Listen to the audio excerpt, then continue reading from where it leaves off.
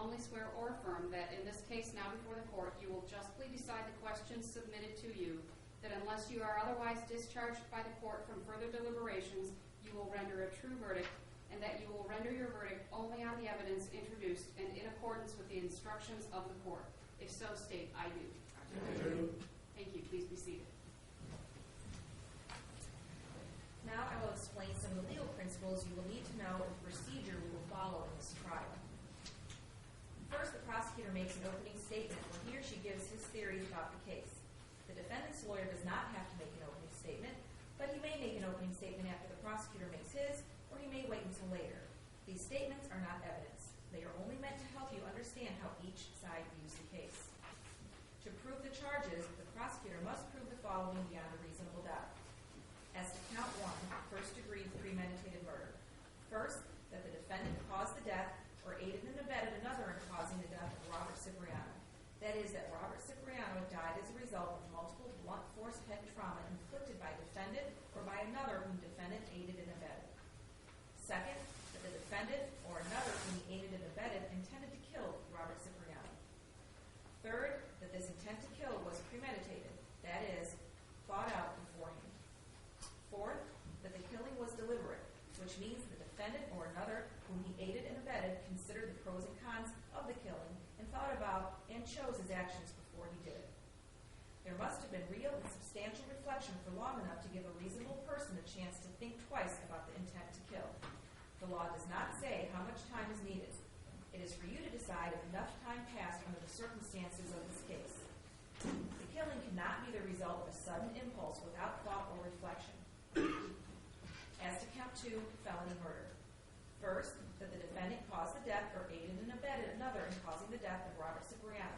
That is, that Robert Cipriano died as a result of multiple blunt force head trauma inflicted by defendant or by another whom defendant aided and abetted. Second, that the defendant or another whom he aided and abetted had one of these 3 states of mind. He intended to kill, or he intended to do great bodily harm to Robert Cipriano, or he knowingly created a very high risk of death for great bodily harm, knowing that the death or such harm would be the likely result of his actions. Third, that when he did the act, or aided and abetted another in doing the act that caused the death of Robert Cipriano, the defendant was committing and or attempting to commit and or helping someone else commit the crime of robbery and or larceny. For the crime of robbery, the prosecutor must prove each of the following elements beyond a reasonable doubt. First, the defendant or another whom he aided and abetted used force or violence against Robert Cipriano. Second, the defendant or another whom he aided and abetted did so while he was in the course of committing a larceny. A larceny is the taking and movement of someone else's property or money with the intent to take it away from that person permanently. In the course of a larceny includes acts that occur in an attempt to commit the larceny or during commission of the larceny, or in flight after the commission of the larceny, or in an attempt to retain possession of the property or money.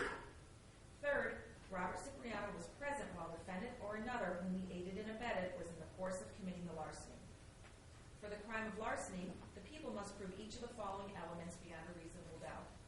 First, that the defendant or another whom he aided or abetted took someone else's property. Second, that the property was taken without consent. Third, that there was some movement of the property. It does not matter whether the defendant actually kept the property or whether the property was taken off the premises. Fourth, that at the time the property was taken, the defendant or another whom he aided and abetted intended to permanently deprive the owner of the property. To establish an attempt, the prosecutor must prove beyond a reasonable doubt that the defendant or another whom he aided and abetted intended to commit the crime of robbery and or larceny, and that he took some action toward committing one or both of these crimes, but failed to complete it. It is not enough to prove that the defendant or another whom he aided and abetted made preparations for committing the crime. Things like planning the crime or arranging how it will be committed are just preparations. They do not qualify as an attempt. In order to qualify as an attempt, the action must go beyond mere preparation, to the point where the crime would have been completed if it hadn't been interrupted by outside circumstances. To qualify as an attempt, the act must clearly and directly be related to the crime of robbery and or larceny and not some other objective. The defendant must have been either committing or helping someone else commit the crime of robbery and or larceny. To help means to perform acts or give encouragement before or during the commission of the crime that aids or assists in its commission. At the time of giving aid or encouragement, the defendant must have intended the commission of robbery and or larceny. As to each of counts 3 and 4, assault with intent to murder, first, that the defendant or another whom he aided and abetted tried to physically injure another person. Second, that when the defendant or another whom he aided and abetted committed the assault, he had the ability to cause an injury or at least believe that he had the ability. Third, the defendant or the person whom he aided and abetted intended to kill the person who was assaulted, and the circumstances did not legally excuse or reduce the crime. As to count 5, armed robbery. First, the defendant or another whom he aided and abetted used force or violence against Robert Cipriano. Second, the defendant or another whom he aided and abetted did so while he was in the course of committing larceny. A larceny is the taking and movement of someone else's property or money with the intent to take it away from that person permanently. In the course of committing a larceny includes acts that occur in an attempt to commit the larceny or during the commission of the larceny, or in flight or attempted flight after the commission of the larceny, or in an attempt to retain possession of the property or money. Third, Robert Cipriano was present while defendant or another whom he aided and abetted was in the course of committing the larceny. Fourth, that while in the course of committing the larceny, the defendant or another whom he aided and abetted possessed an object capable of causing death or serious injury that the defendant or another whom he aided and abetted used as a weapon. Fifth, the defendant or another person whom he aided and abetted inflicted an aggravated assault or serious injury to another while in the course of committing the larceny. To establish an attempt, the prosecutor must prove beyond a reasonable doubt that the defendant or another whom he aided and abetted intended to commit the crime of robbery and or larceny, and that he took some action toward committing one or both of these crimes, but failed to complete it. It is not enough to prove that the defendant or another whom he aided and abetted made preparations for committing the crime. Things like planning the crime or arranging how it will be committed are just preparations. They do not qualify as an attempt. In order to qualify as an attempt, the action must go beyond mere preparation, to the point where the crime would have been completed if it hadn't been interrupted by outside circumstances. To qualify as an attempt, the act must clearly and directly be related to the crime of robbery and or larceny and not some other objective. The defendant must have been either committing or helping someone else commit the crime of robbery and or larceny. To help means to perform acts or give encouragement before or during the commission of the crime that aids or assists in its commission. At the time of giving aid or encouragement, the defendant must have intended the commission of robbery and or larceny. Next, the prosecutor presents his or her evidence. The prosecutor may call witnesses to testify and may show you exhibits like documents or objects.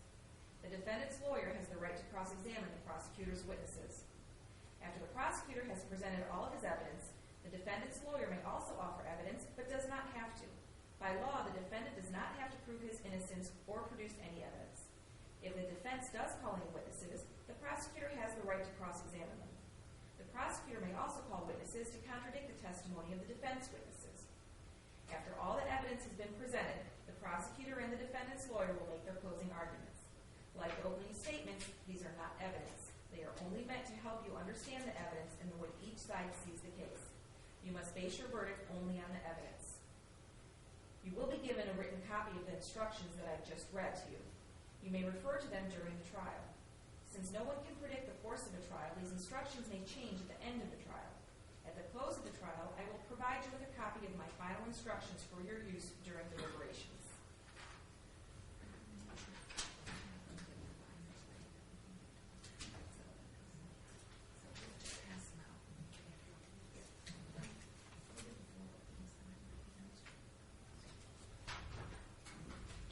My responsibilities as the judge in this trial are to make sure that the trial is run fairly and efficiently, to make decisions about evidence, and to instruct you about the law that applies to this case.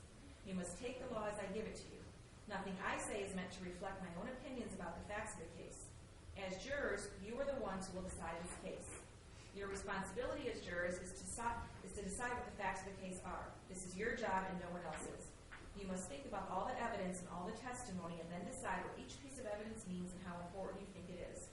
This includes how much you believe what each of the witnesses said. What you decide about any fact in this case is final.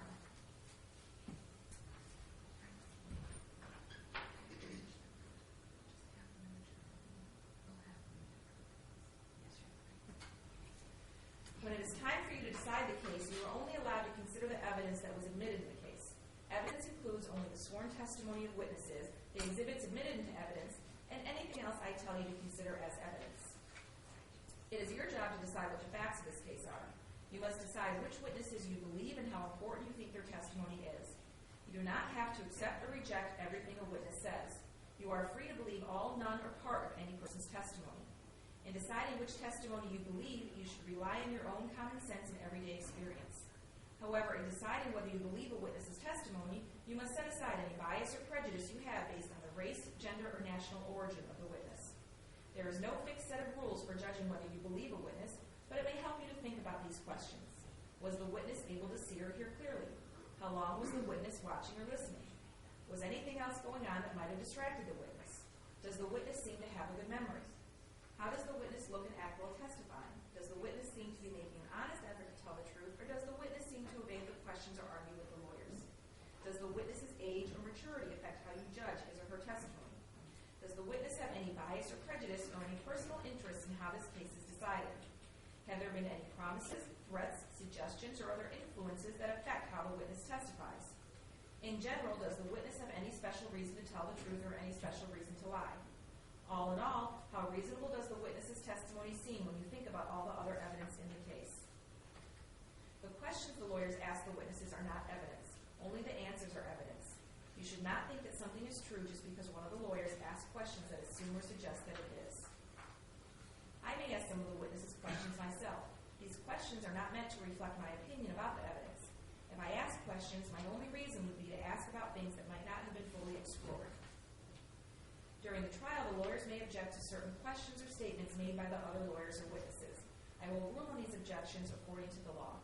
My rulings for or against one side or the other are not meant to reflect my opinions about the facts of the case. Sometimes the lawyers and I will have discussions out of your hearing. Also, while you are in the jury room, I may have to take care of other matters that have nothing to do with this case. Pay no attention to these interruptions.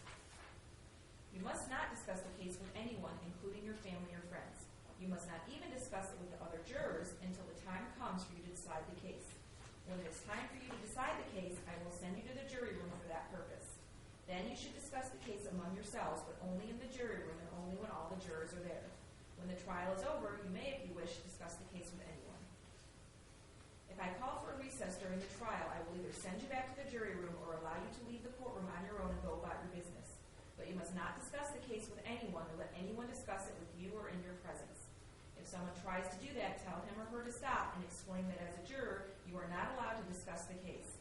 If he or she continues, leave and report the incident to me as soon as you return to court. You must not talk to the defendant, the lawyers, or the witnesses about anything at all, even if it has nothing to do with the case. It is very important that you only get information about the case in court when you are acting as the jury and when the defendant, the lawyers, and I are all here. If you happen to see a lawyer or a witness in the hall at some point and you say hello and they don't respond to you, it's not because they're being rude. It's because they're giving the same instruction that they are not to talk to you about anything at all, just to avoid the appearance of impropriety. So don't think anyone's being rude if they don't respond to you. During the trial, do not read, listen to, or watch any news reports about the case. Under the law, the evidence you consider to decide the case must meet certain standards.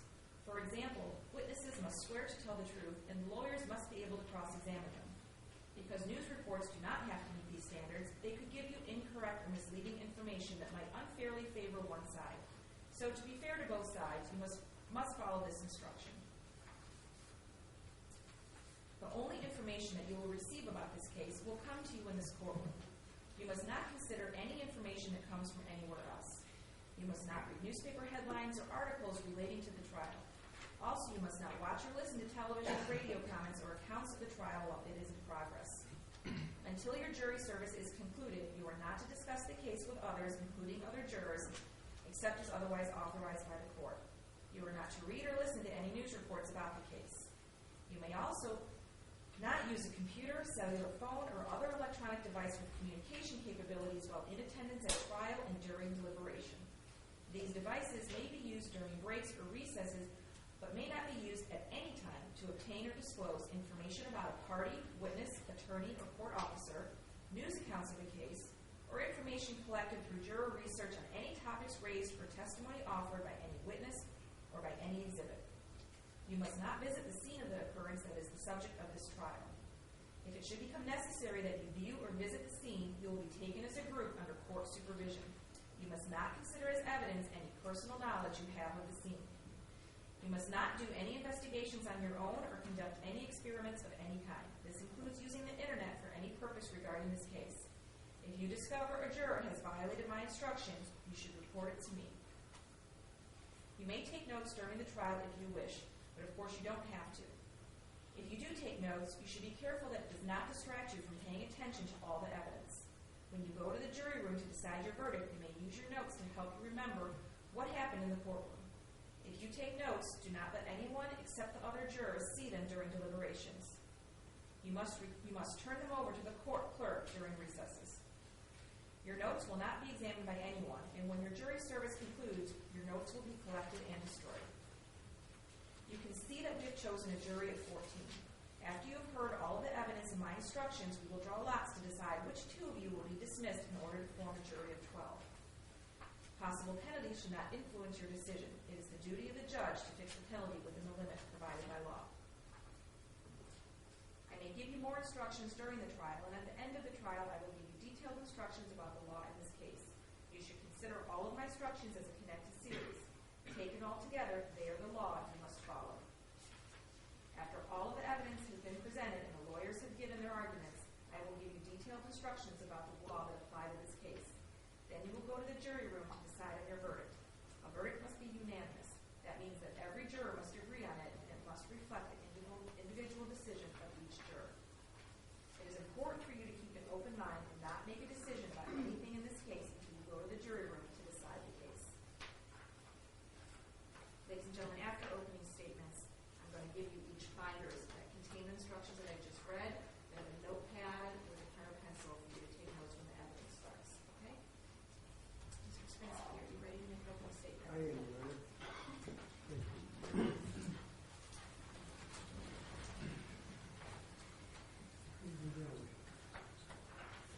You know, every day, every night, we go to bed with our families, and we think that when we wake up in the morning, life's going to go on just like it did before. We'll have the same benefits, we'll have the same troubles. The same people will be there.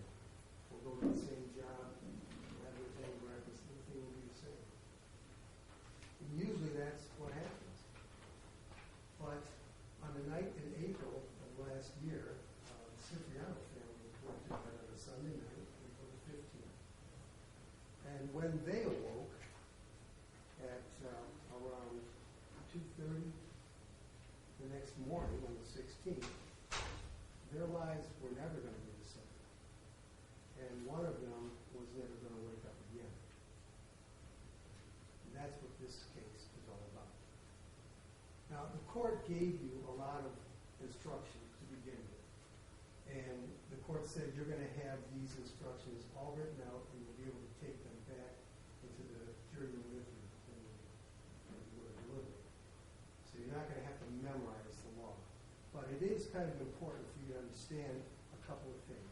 We talked about aiding and abetting.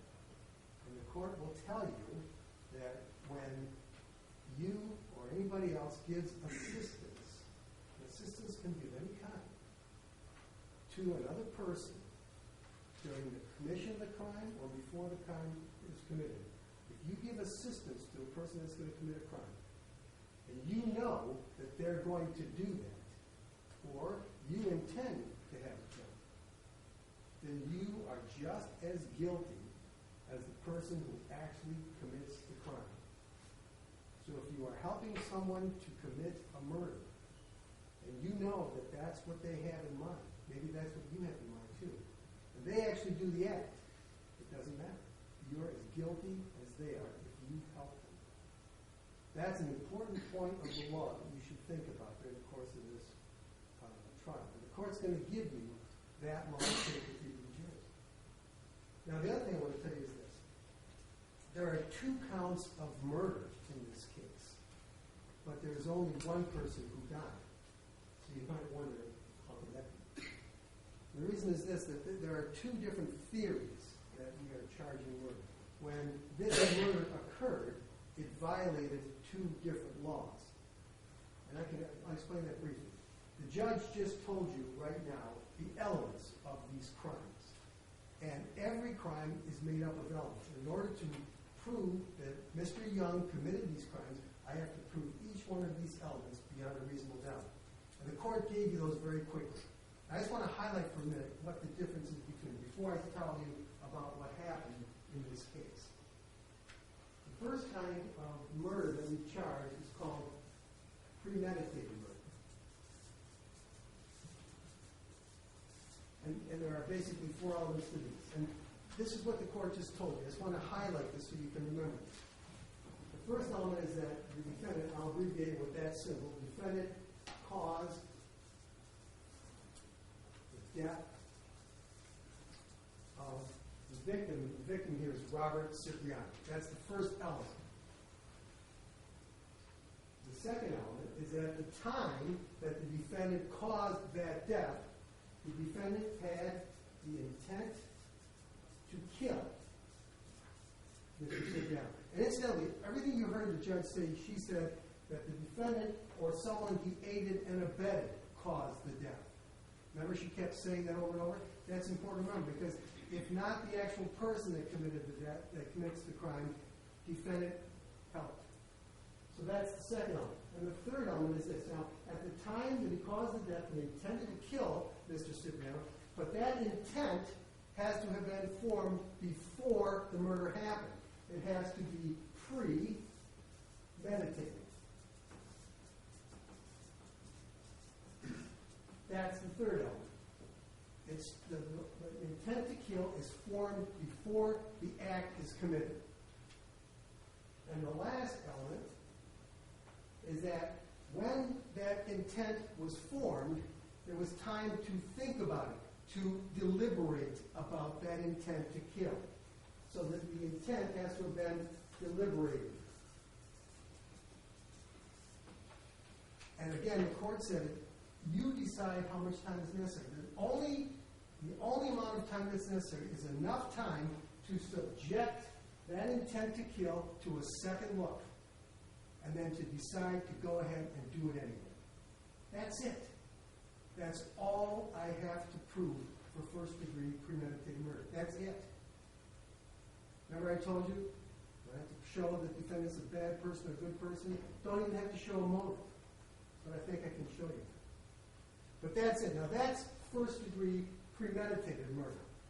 Like I said, we've got 2 counts of murder. The other kind of murder is called felony murder.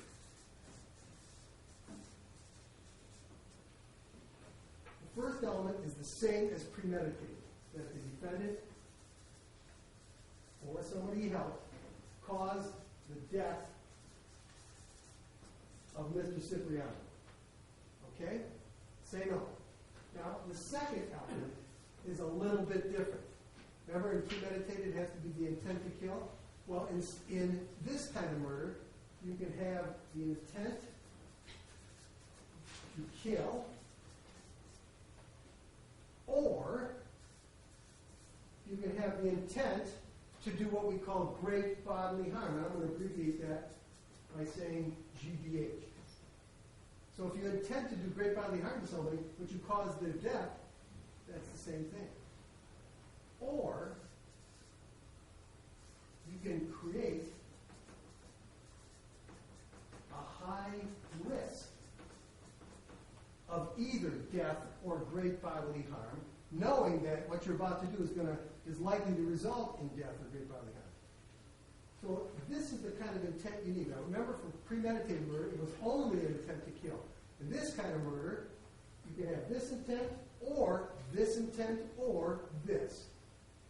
And the last element of this crime is that you did these things while you were committing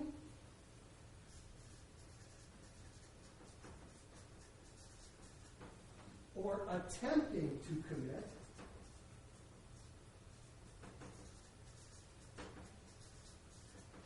or helping someone else commit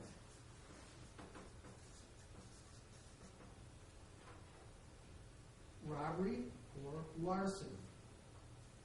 So if you're trying to rob somebody, and let's say, you've got a dangerous object like a bat, and you're wielding it, and you don't even get away with anything. You're just attempting to commit a robbery. And you're creating a high risk of great bodily harm, and you cause the death. That's called felony murder. You can see that's different than premeditated murder. And I wanted to show you that, and the judge has told you that, and the judge will tell you that again. That's the difference between these two kinds of murder. That same murder violates two different laws. The law against premeditated murder and the law against felony murder. So that's why there's two counts of murder for just one dead person. Okay? The other counts, there's two counts of assault with intent to kill, intent to murder, and then a count of armed robbery. And the court will also tell you about armed robbery. There's a little quirk about armed robbery. When the court gives you the directions about what constitutes an armed robbery, one of the directions is that it can happen while you're attempting to commit a larceny, while you're attempting to steal. You may not even get away with anything. But if you attempt it, if you use force, the court's expression was in the course of a larceny, in the course of stealing, use force against somebody in the course of stealing from them, and in the course of those words, they mean attempting to steal even. You don't even have to get away with it. But if you use force against somebody in the course of a larceny, and the person is in his presence that you're doing this, and you use a dangerous object, and the court's going to tell you that a dangerous object is an object that could cause death or serious injury depending on how you use it. And some objects, like a gun or a knife, those objects are made to cause that kind of damage. But other objects are made for peaceful purposes, like a baseball bat, like an aluminum baseball bat. But it depends on how it's used. You can use it in such a way that it becomes a dangerous weapon. Court will tell you. And then finally, you've got that dangerous weapon, and they cause an aggravated injury. And you will see, the evidence will show you that there was aggravated injury. Now, what will the evidence show you? That's the law. And every time the court speaks to you, that's the law she's giving you. The law you are to follow. About 2 weeks before April the 16th of last year, 2012, there were a bunch of young people that were gathered at the home of the parents of Keontae and James Williams. These kids would get together in the garage. Sometimes they would drink, sometimes they would smoke, they would do things like that. Sure, the parents were not really aware of what was going on, but they would be there. And a couple of weeks before this actually happens, there's a group of these kids there. And also there is the defendant, Mr. Young. And another person named Tucker Cipriano. He's there too. And a third person named Ian Zinderman. Now, Ian Zinderman is the person who got immunity in this case. You'll see why this happened. They're at this group, and at some point, they leave the group. They go out of the garage, they get away from them, and the three of them start talking. And Tucker tells them that he's been violated on his probation. And he's going to be going back to jail. He doesn't want to go back to jail. So he wants to get out of town. Now he doesn't want to get out of town. He wants to get out of the country. He wants to go to Mexico. But where are they going to get the money to do this? How are they going to get there? Well, they can break into somebody's home, some family's home, people that have money. And they're going to need a car, too, so they can take the car, too. But that's not going to come easy. People that you're going to do that to are not going to give it up easily. So what you're going to have to do is you're going to have to kill the people that are in the house. He and Mitchell Young are talking about this. And they want to cut Ian Zinderman in as the getaway driver. And they say, Ian, you got a license. You can be the getaway driver. And Tucker says, you get 1/3 whatever we take. We figure we're going to take about $3 grand. So you get about $1,000. What do you say? Ian, he's known Tucker all his life. He's not too crazy about that plan. But he says, well, I'll think about it. Now it's 2 weeks later. It's April the 15th. It's a Sunday night. It's about 9 o'clock in the evening. They're back at James and Keontae's house. Now, the three of them, same three guys, Tucker, Ian, and Mr. Young, are now sitting out in the driveway of the Williams house, and they're sitting in Mitchell Young's pickup truck. He's got a Ranger pickup truck, a small pickup truck. Mr. Young is in the driver's seat, Tucker's sitting in the passenger seat, and sitting between them, punched up, is Ian's interview. And they're talking. And they're saying, well, we want to go out and we want to get some spice. As you know, that's synthetic marijuana. You can buy it at some gas stations. I don't know if you can now. But at the time you could. The kids, they take it, they buy some cigarillos, they use the wrapping of the cigarillo and roll what they call a blunt, a joint, and they smoke it.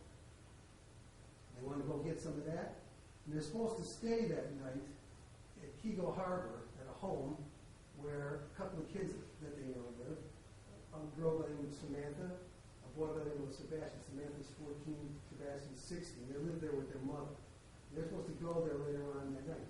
Tucker, Mitchell, and Ian are all homeless. So they're going to spend the night at that house in Kego Harbor. But they have no gas either to get there. How are we going to get gas? They want spice, they want gas, what were they going to do?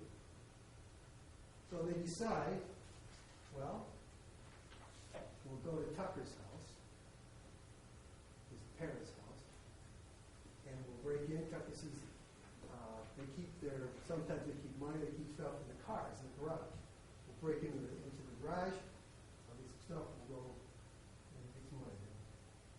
So they go there. Mitchell drives. He drives to Tucker's neighborhood, parks at the end of their street, which is a dead end. Tucker and Ian get out of the truck. They're wearing gloves. They walk back down the street back to the Cipriano house. There's a window on the side. You're going to see pictures of all this. There's a window on the side of the garage, and it's kind of up high. And Ian's got to give Tucker a boost to get up there. He gives him a boost. Tucker gets the screen off, opens up the window, and goes inside. Ian waits below.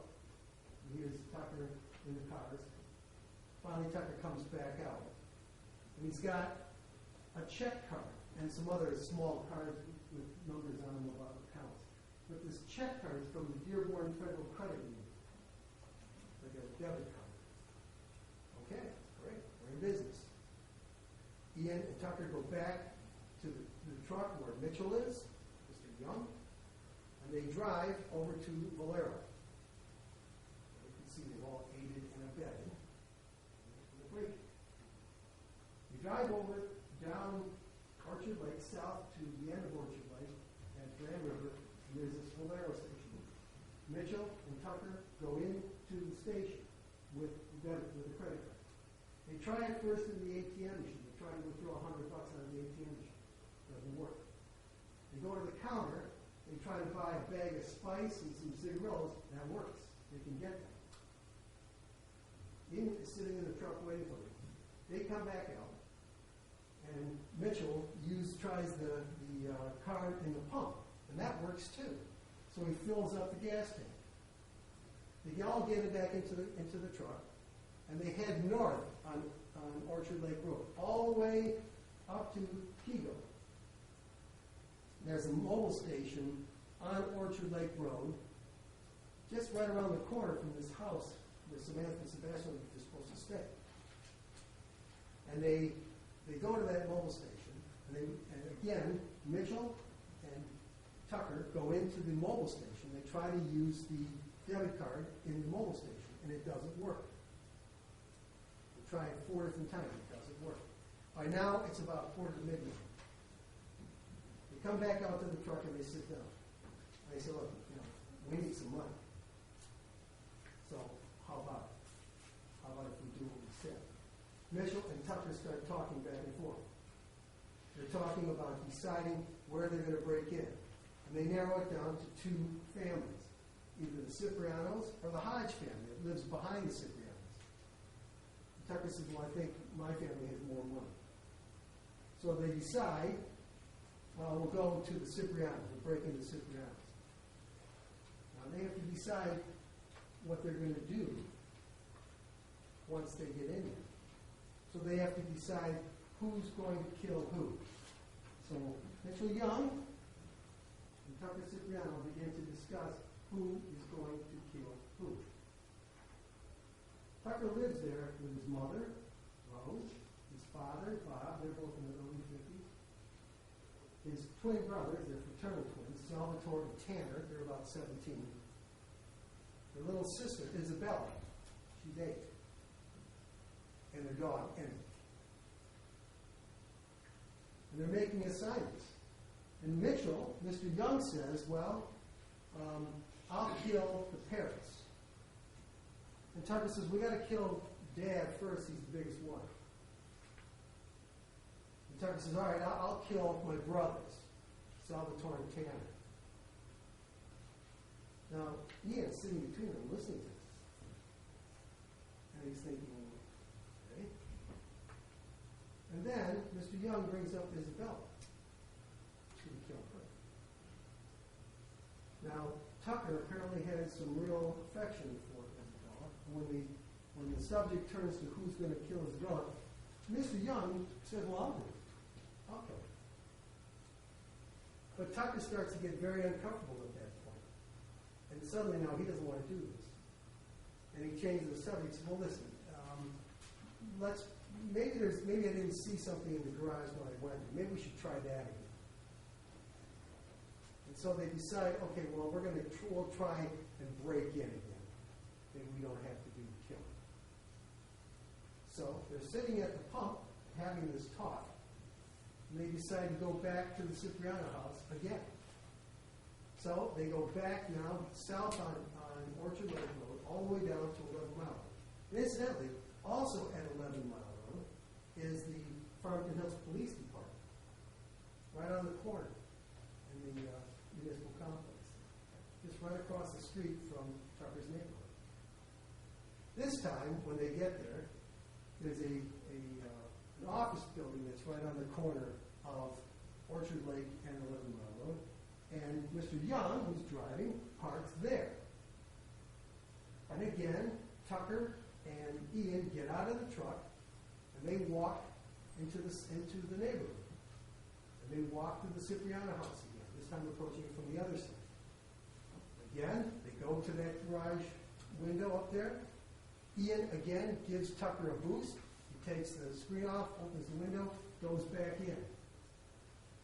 Ian can hear the doors open. He sees the brake lights go on. Tucker comes back out. Now he's got a Visa gift card that he found. And on the Visa gift card, there's a little sticky attachment that says balance $265. Okay, we're in business. $265.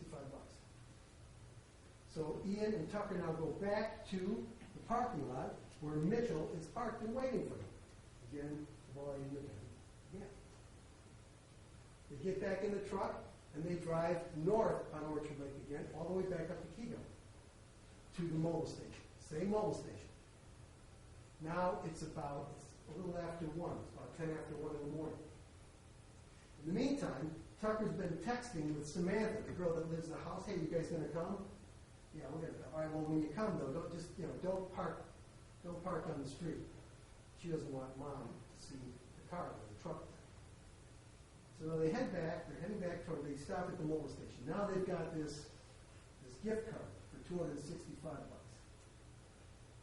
Again, Tucker and Mitchell, Mr. Young, go into the mobile station. Now they've got this gift card along with the check card. They try to make a purchase, and they find out that there's not $265 on the gift card. There's $2.65 on the gift card. And the records show that their purchase is reversed because the gift card won't do it. They try to use the check card again. Maybe this time, like, This time, the check card sends a message to the cashier. There have been too many transactions that didn't work on this. Stop. Just stop. The check card is not to be used anymore. Looks like fraud. So Mitchell and Tucker come back out to the truck. They get back in the truck. And now it's like, all right, now, are we going to do this or not? Are we going to do this or not? And Ian looks at him and says, look, in his words, I quote to you, he says, if you want to fuck up your life, you can do that, but you're going to do that without me. Drop me off. So right after that, Tucker texts his message to one of the people that stay in the house, which is Chianti. Chianti was staying at the house with Sebastian and Samantha that night. He texts Chianti, he says, and it's 1:18 in the morning. He says, open up, we're here. They go around the corner to the house. Now they park in an apartment parking lot, which is about a block away from the house, and which happens to be kitty corner to the Keble Harbor Police Department. They park there, and they tell Ian, wait here. So Mitchell and Tucker walk about a block to the house. They get to the house, Sebastian, Samantha, Chianti are on the front porch, and they tell them, we're going to go get some money. Well, what are you going to do? Never mind. We're just going to go get some money. Can Ian stay here? No, okay. So they go back to the truck, they tell Ian, okay, you can go on the sidewalk. Ian goes. And now Mitchell and Tucker take off. Mitchell behind the wheel, Tucker and passes. And they drive back north. About 2 o'clock, 2:09 in the morning, Tucker makes a text. He texts back to Samantha. He says, hey, keep Ian there. Hide him. And they keep going. They keep going south. They're going back to Cipriano. When they get to the road that leads in to the subdivision, they're there, and around 2:30 in the morning, there's a young guy by the name of Dennis Burke. And Dennis Burke has grown up with Tucker Cipriano. He's lived in this neighborhood all of his life. So it's Tucker Cipriano. And he's pulling in, he's coming back to his girlfriend's house. It's 2:30 in the morning. He's coming back to his girlfriend. He pulls into the neighborhood, and his lights show that there's 2 guys standing in the road, talking, and when his lights shine fully on them, they pull up hoodies. And they split. They go to each side of the road. He pulls up. There's a stop sign there. He pulls up, and they're on either side of it. And he looks up. The guy on the right looks back at him and says, hey, hey. He sees the guy's face, but he doesn't recognize him. Later on, when he sees pictures of Mr. Young, he's going to say, hey, that was the guy. That was the guy I saw. He looks to his right. The other guy is cutting through a field and heading off to the right. And that's the direction of the Cipriano house. He pulls around. He lives just a block down. He goes home. He tells his mom, you'll hear what else Mr. Bernstein had. But Tucker and Mitchell continue on. Now they're going in toward the Cipriano house. When they get there, this time Mitchell gives Tucker a boost up to that garage window, same garage window, and he enters the house. This is a diagram of the inside of the house. This is the garage window that they're getting into right here. Tucker goes. In the corner here, there's some bats. Apparently Tucker picked one up. An aluminum baseball bat. He comes in through this door here. This is a mudroom. And he goes here, opens this door, and lets Mitchell in. At this point, right when they're in there, the dog, Emmy, attacks Tucker. Starts to bite him. They start fighting with the dog. Tucker's trying to shove his head into the ground. But of course, there's a lot of noise. And suddenly, the light goes on in the kitchen, and Mr. Cipriano, Robert Cipriano appears. He's wearing just underwear. He appears and he says, basically, what the fuck are you doing here? Get out of here. And we find that Mr. Young gives a statement to the police. And what he says happens is that he says that Tucker attacks Mr. Cipriano with the baseball bat, starts beating him with it. And Mr. Young says to Mr. Cipriano, "What are you doing? What are you doing?" And he said that Mr. Cipriano hits him in the face with the bat. He said he falls down. And then he says, Mr. Cipriano says to him, "You better join this or you're going to join them." And Rose Cipriano, Mr. Cipriano's mother, comes into the room too. And she starts screaming. Now, I'm going to suggest to you that the evidence that you're going to hear about in a few seconds doesn't exactly match what Mr. Young told me. But he says that at that point, Tucker gives him the bat. So Tucker's now unarmed, and Mr. Young has the bat. And he says that he pleads with Mrs. Cipriano, "Please, shut up, don't talk." And when she doesn't, he strikes her a few times in the head with the bat. He says that at some point, this is a foyer here, that's a staircase, one that goes up and one that goes down into the basement. A little girl comes down the stairs. And he says that Tucker takes her back upstairs, and then he hears Tucker fighting with someone upstairs. Well, upstairs, the people that stay upstairs are Sal, Bob Cipriano, Rose Cipriano, and Isabella, the little girl who's come down. So Mr. Young says he hears Tucker upstairs fighting, that fight comes down into the foyer, and he says that Tucker then beats Salvatore with a bat.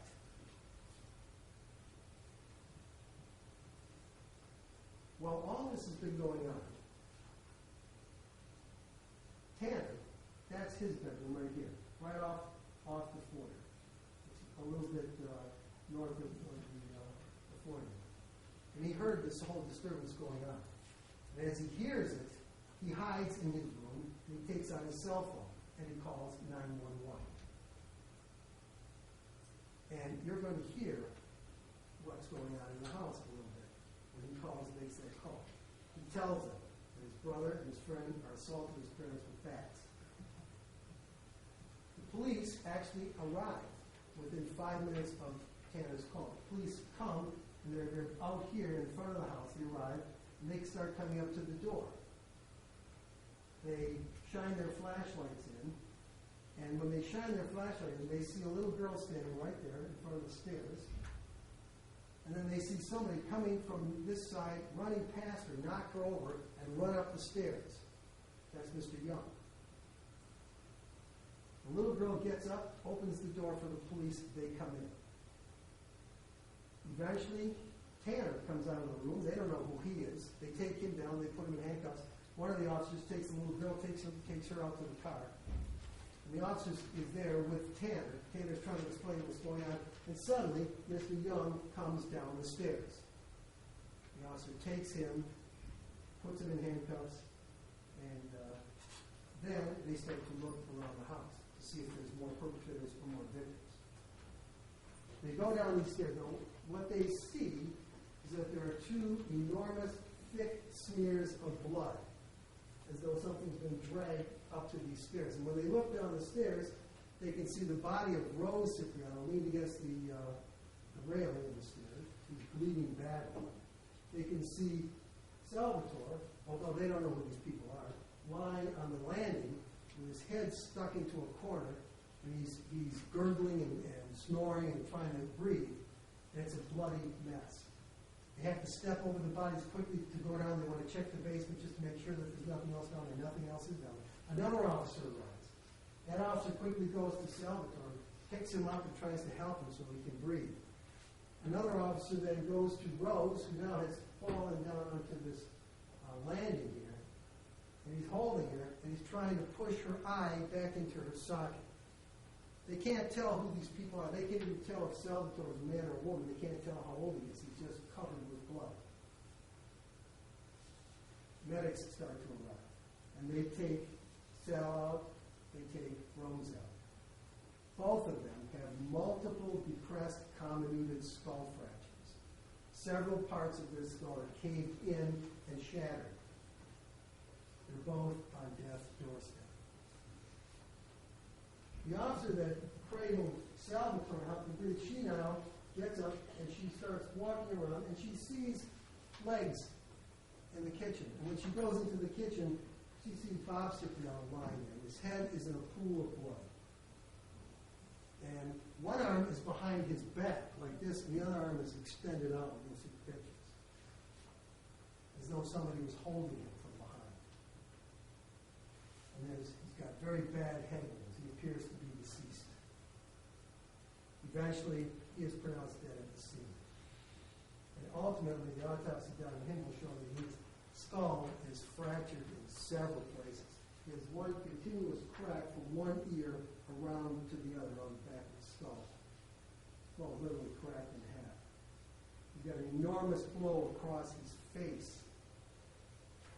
He's got several other blunt force traumas to his head. He is dead.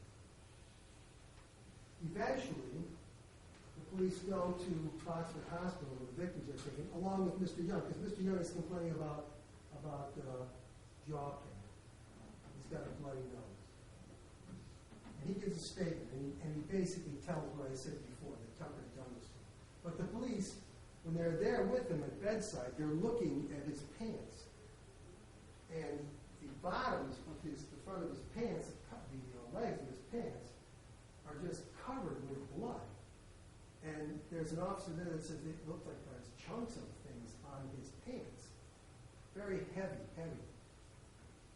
Later, DNA is done on those pants. And that blood is Bob Cipriano's blood. Those pants have been given to an expert at the Oakland County Sheriff's Crime Lab, who then determines, she's a blood spatter expert. She looks at patterns of blood, and she's been trained to determine how these blood patterns get there. When liquid is hit, it disperses in different ways, and it leaves patterns. When she looks at Mitchell Young's pants, what she says is that this is what's called impact spatter. When a wet surface is hit, the initial spatter that comes from the surface comes out in very thick clouds and small dots. He's got thick, small dots patterned on his legs. And her estimate is that he's standing inches away from the source of the blood. When the police search the house, they find 2 aluminum bats. And they find one of these bats, they submit those 2 bats, they both have blood on them. So they submit both bats. One of the bats has the blood of Robert Cipriano. The other one doesn't. And we know the cause of death is multiple blunt force trauma to the head. That's the murder one. They try to get fingerprints off of it, they can't. And you'll get one. They try to get DNA off of it, and they can get just enough DNA to make some kind of, they can't make an identification, but what they can do is they can make eliminations. They know enough about the DNA that's on there that they can compare that with other people's DNAs and at least say if somebody is not on there. One of the people who is not on there is Tucker Cipriano. But one of the people whom they cannot eliminate as the donor of the DNA on the bat that killed Robert Cipriano is Mitchell Young. When Mitchell Young ran upstairs and came back down, the police went out there too. They searched upstairs. What they found in the master bedroom, they found a pair of latex gloves.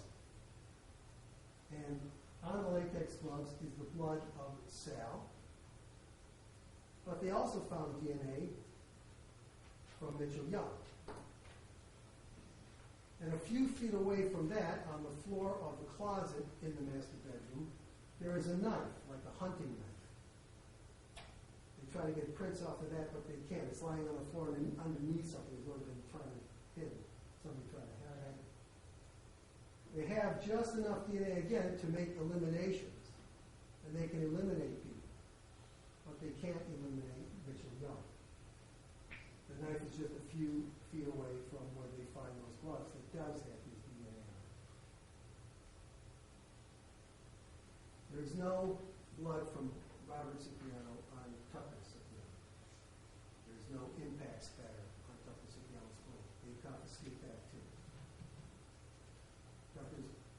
DNA is not on the murder weapon, Mitchell Young's DNA cannot be eliminated.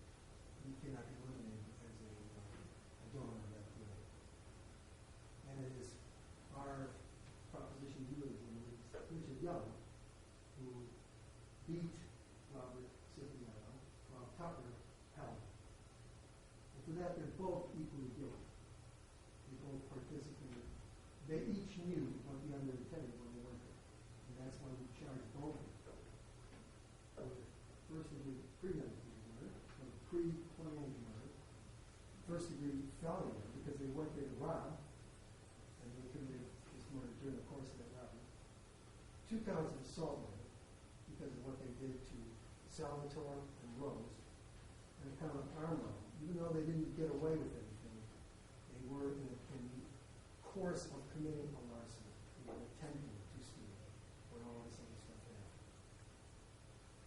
You're going to hear all this evidence.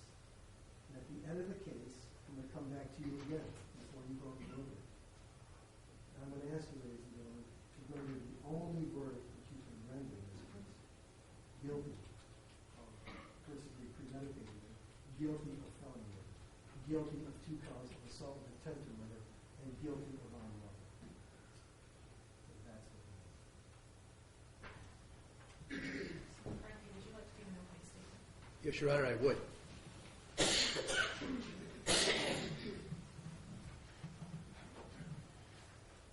Well, good afternoon. On behalf of Mitchell Young, the first thing that I want to address here with you this afternoon is to express his thanks to you for setting aside the business that you would have been attending to this week and next week, whatever that might have been, to come here and to serve as jurors in this very important and very publicized trial that we're just finally beginning here this afternoon. Mitchell Young was arrested on the 16th day of April last year, 2012, just over 14 months ago. He has been looking forward to the day of his trial ever since that day. He didn't know whom among his fellow citizens would be summoned here to the courthouse to serve as jurors in his trial. But he had a confidence that he's expressed to me numerous times throughout these last 14 months that if this case can be presented to a jury, if fellow citizens can sit there dispassionately and examine the evidence that's going to be presented during the course of this trial, that this trial will be for him a day of vindication, or a series of days of vindication. Because through his plea of not guilty to first-degree premeditated murder, not guilty of first-degree felony murder, not guilty of assaulting Rose Cipriano with the intent to kill her, not guilty of assaulting Salvatore Cipriano with the intent to kill him, and not guilty of armed robbery. He's told the court, and now tells you, that all of these charges are in contest. They all have to be examined by you, the evidence that would support each and every one of these charges, and you all have to come to a collective determination about the truth and decide what, if any, of these charges for which you should hold Mr. Young accountable. That's not going to be an easy task. It's not going to be easy because of a couple of things. Number one, there's tremendous pretrial publicity, there's tremendous public interest, there's tremendous emotion involved in this case. This is a horrific event. There isn't any question about it. Every detail that Mr. Skrzynski has told you about the facts in this case, exclusive of those things where he's told you how my client's responsible for them, are going to be not in controversy, because it's a tragedy, but it's a fact that Robert Cipriano died a brutal death on the early morning or during the early morning of the 16th of April last year. It's a fact that his wife, Rose Cipriano, sustained horrific, terrible, and really life-threatening injuries that have damaged her in a tremendous way. And it's a fact that similar injuries were sustained by their son, Salvatore. This is serious as any case you can imagine. It doesn't get any more serious than first-degree murder and the types of injuries that led the people to bring charges of assault with the intent to commit murder as they affect Rose Cipriano and Salvatore. But just because it's serious doesn't change anything about the fact that all of these charges, the elements of those charges that Mr. Skrzynski has explained to you today, and Judge Kumar has explained to you already today, they each have to be proven beyond a reasonable doubt as you consider each and every one of the 5 charges individually. This is all material that we went over during the course of the jury selection. And I'm confident you all understand that you have to be convinced beyond a reasonable doubt that each element for any one of and all 5 particular crimes have been proven beyond a reasonable doubt before you can convict Mr. Young of anything. And so, at the beginning of this trial, I encourage you to scrutinize the evidence, look at it closely, hold the people to their burden of proof, and listen closely while the people that come into court testify, and decide whether or not what they tell you makes sense to you, whether you believe them, whether you find them credible. Now, I said this is difficult for a couple of reasons. There's all this public interest in this case. There are these terrible facts that we have to deal with. And that puts you all in a difficult situation. The one that you didn't ask for, because you just assumed all been left alone and did not have the mail person that delivered your jury summons come to your house. But here you are. You are the ones who are going to be the deciders. You are the ones who are going to determine what the real truth is. You are the ones, in the final analysis, are going to write the story. You know, there's been a lot written. There's been a lot broadcast about this case since it happened back in April of last year. But as I was thinking about what I would say when the time came to present my opening statement to you, one of the things that crossed my mind is, really now, we can throw out all that other stuff that's been written. Perhaps there's been some misinformation out into the public. You all are going to hear the evidence, and you all are going to determine what the truth is. You're going to write the last word on this, and that, as a matter of law, is absolutely true. What you decide here is absolutely the last word on determining the facts. If you find that my client is guilty of any one of those crimes, that's the last word as far as the facts goes. And if you find that he's not guilty of one or more of those crimes, then that's the last word. That's a big responsibility. And one of the things that you have to guard against while you listen to this horrible story about these good people who had these horrific things occur in their home and damage their family forever is that you can't allow your emotions, the way it affects you, the way you could ordinarily, you can't allow your emotions to enter into your decision making. You have to keep the two separate. That's tough. And I don't envy you that responsibility, but I understand it. Because just as those doctors in the emergency room who treated Salvatore, that you'll hear about, and you'll hear from at least one of them, and treated Rose during the early morning hours of April 16th of last year, had to set aside any kind of emotion that they felt, any kind of revulsion at looking at these horrific wounds, and get to their business of trying to save these lives. You all, in listening to the facts here, in looking at photographs and examining the exhibits and hearing out the witnesses, have to leave your emotion aside because you got to be cool, calm, and collected.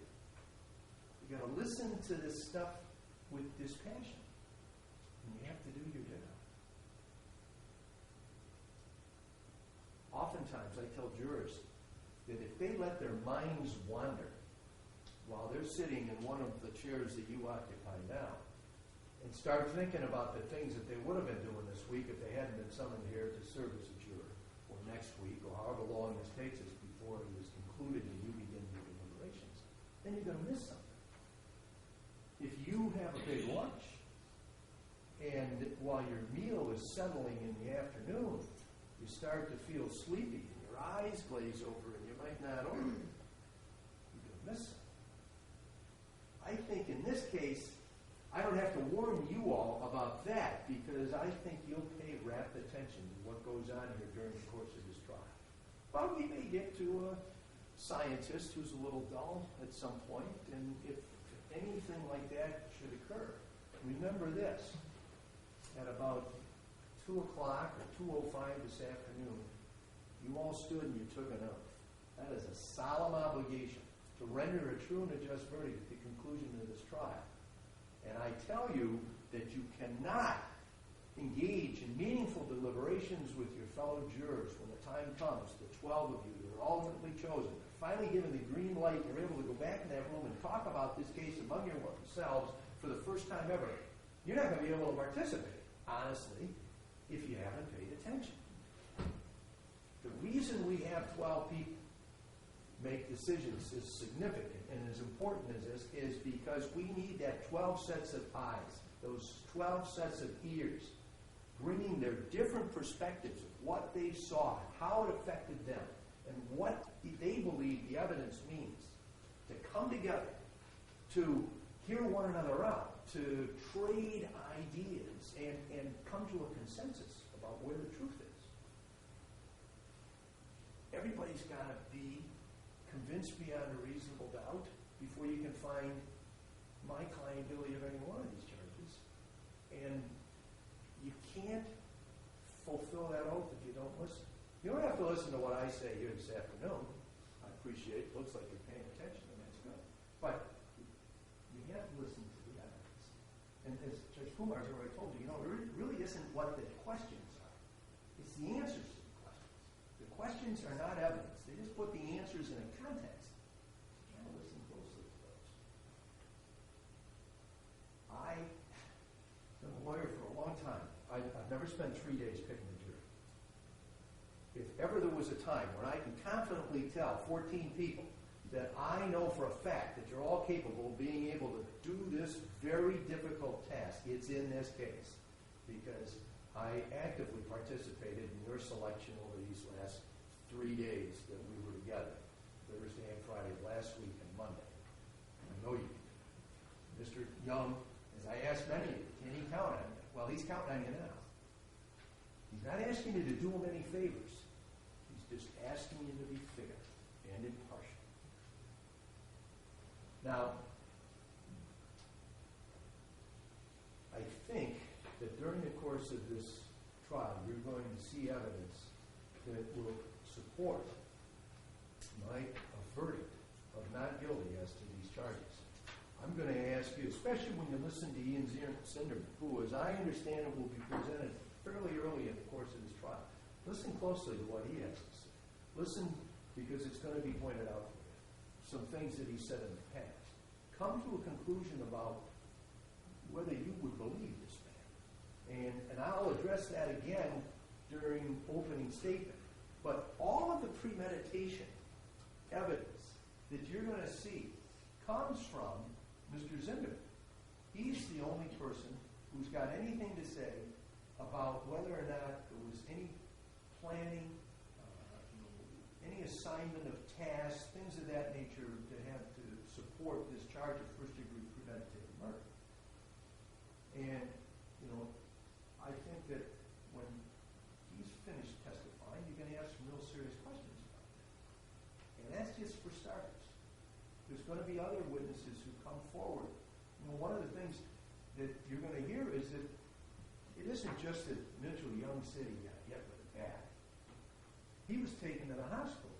He was treated. He received an injury. He had a dislocation of his jaw.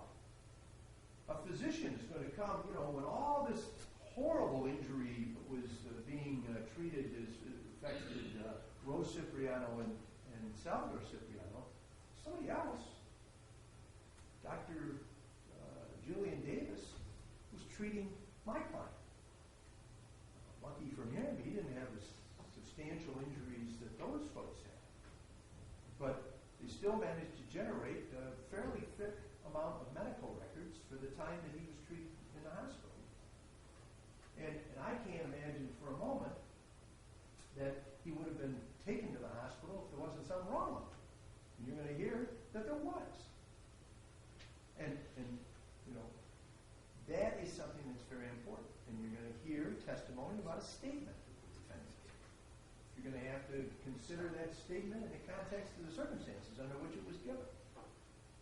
And you never hear in that statement that Mr. Young ever said that he assaulted Robert Cipriano. You never hear in that statement that he said that he assaulted Salvador. So, and you never hear in that statement that he said that he planned to rob anybody. So during the reason we have trials in contested matters is there's two sides to every story. And so you're going to see through Mr. Skrzynski's efforts and mine and Mr. Megacy's the sides of the story. And then in the end, you're going to decide where the truth is. This will be a difficult task. There will be times when I would expect people will shed some tears. As hard as all that is going to be, it is a job that absolutely must be done. Our system of justice requires that Mitchell Young receive a fair trial, that the state of Michigan receive a fair trial. I, as a lawyer, Mr. Skrzynski, Ms. Megacy, as lawyers, we're committed to seeing to it that what goes on during the course of this trial is done the right way so that it is a fair trial. Judge Kumar is committed to that. And I'm sure that all of you are. But it's going to be hard for us all. It's going to take some time. It's going to take absolute concentration. And in the end, you all will tell us what the truth is. And that's going to be a ways off before we finish presenting the evidence. When it's all said and done, Mr. Skrzynski will argue again. And he'll present closing argument, and I'll have an opportunity to do exactly the same thing. And then when I sit down, he'll stand up again. And he'll have an opportunity to rebut all the arguments that I've made. Poke as many holes in them as he can. And the reason that happens, that's okay. That's the way the rules go. And the reason the rules are designed that way is because the people have the burden of proof. You know, and we went through this quite a bit during jury selection, but I want to emphasize it here. Mr. Young doesn't have to prove a thing. We don't have to present any witnesses. He has no obligation to testify because the burden is here. And because the burden is here at the prosecutor's side of this controversy, Mr. Skrzynski will have the opportunity to present a rebuttal argument. I only bring that up, kind of giving you a sneak preview of what the end's going to be like. To plant in your seed, or plant in your mind the seed of the idea that the burden of proof is never going to shift during the course of this trial. I ask you simply to hold the people to the burden of proof as to each of these 5 crimes charges. And I have every confidence that you'll be able to render true and just verdicts. Now there's one last thing about all this. You know, this is, you're charged with the trial of the people of the state of Michigan versus Mitchell Young. You're not charged with the trial of the people of the state of Michigan against Tucker Cipriano. But you can't consider my client's case in a vacuum because according to the evidence, Tucker Cipriano was inside that house. And he was an active participant in the mayhem that occurred there. So his name is going to come up quite a bit at the time. And you all are going to have to make a decision, not about whether he's guilty, you know, in the way of rendering a verdict against him, but you are going to have to come to a conclusion about what action he did. What are his responsibilities? And you're going to have to sort out his evidence and come to a conclusion about what, if anything, Mr. Young did. You know, as Mr. Skrzynski said the other day, you know, you have to decide a couple of things, what happened, and if what happened broke the law. And I suggested to you at that time that if what Mitchell Young did broke the law, is going to be the ultimate question. But that first question, what happened? You have to come to a conclusion about that. There's no way you can do that without hearing about Tucker Cipriano and assessing what it is that he did. The other thing about her, when you're making that determination about who did what, who's responsible for what, is this whole underlying theme that Mitchell Young is responsible as an aider and abettor. Now, that's the law in terms of the aiding and abetting that Mr. Skrzynski explained. Yes, Judge Kumar has given the information regarding in the opening instructions that she just gave to a short time ago. But that's not like a one-size-fits-all situation. You're going to have to, okay, he was in the house, so it must be an aider and abettor. I can't figure out whether he did anything or not, but one man's dead, 2 people are badly injured, and it looks like somebody was attempting a robbery, so he must be guilty of an aider and abettor. It doesn't work that way. You have to decide whether he was an active participant or if he was actively encouraging Tucker Cipriano, if he was aiding him in some way. You have to make those determinations. And you use that same measurement, that same burden of proof, beyond a reasonable doubt, to come to those conclusions. And if the evidence isn't there to convince you beyond a reasonable doubt that this man over here, Mitchell Young, was aiding and abetting Tucker Cipriano in all these heinous acts, then he's not guilty. And that's the verdict I'm going to be asking for at the end. So I thank you for the attention that you paid when we were selecting you over those 3 days.